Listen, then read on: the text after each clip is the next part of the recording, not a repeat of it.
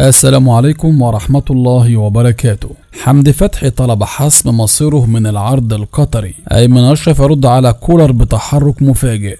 مصدر يكشف موقف محمد الشناوي من المشاركة مع الأهلي في نهائي أفريقيا، وتشكيل الأهلي المتوقع أمام الوداد في نهائي دوري أبطال أفريقيا. السلام عليكم ورحمة الله وبركاته. أهلا وسهلا بحضراتكم في قناة مملكة النادي الأهلي. لو عجبك محتوى القناة ما تنساش عمل لايك لهذا الفيديو، اشترك في قناتنا وفعل جرس التنبيهات من أسفل الفيديو. لو عندك أي تعليق اتركه أسفل هذا الفيديو. حمدي فتحي طلب حسم مصيره من العرض القطري. تفاصيل.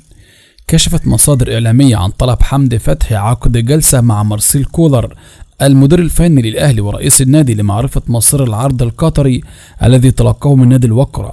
وقالت المصادر حمدي فتحي طلب عقد جلسة مع رئيس النادي ومارسيل كولر لمناقشتهما حول عرض الوقرة القطري.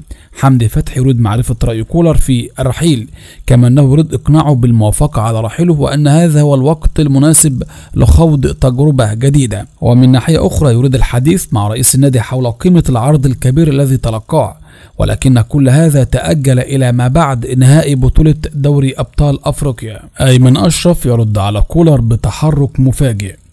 يعقد أيمن أشرف لاعب النادي الأهلي جلسة خاصة مع جهاز الكرة بالنادي ولجنة التخطيط عقب نهائي دوري أبطال أفريقيا لتحديد وجهاته المقبلة في الموسم الجديد، بعد تضاؤل فرصته في البقاء داخل الفريق بالموسم الجديد بسبب تجاهل المدير الفني الاعتماد عليه منذ بداية الموسم الجاري، وتصريحاته الأخيرة بأنه خارج الحسابات وأنه أقل المدافعين وترتيبه الخامس في مركزه. وينتظر أن يعقد المدافع الدولي جلسة خاصة لحسم مصيره النهائي مع الفريق ومناقشة وضعه، في ظل أن عقده يتبقى فيه موسم واحد إذ ينتهي بختام الموسم القادم بعد انتهاء دوري أبطال أفريقيا. أيمن أشرف يمتلك أكثر من عرض من بعض أندية الدوري الممتاز وأبرزها سموحة وسيراميكا كليوباترا وفاركو. مصادر تكشف موقف محمد الشناوي من المشاركة مع الأهلي في نهائي أفريقيا.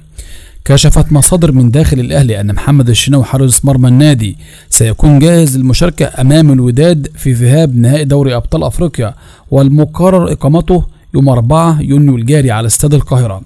وقالت المصادر في تصريحات خاصة إن محمد الشناوي من المنتظر أن يشارك في التدريبات الجماعية اليوم بعد تخلصه من الإصابة التي كان يعاني منها على مستوى عضلة السمانة.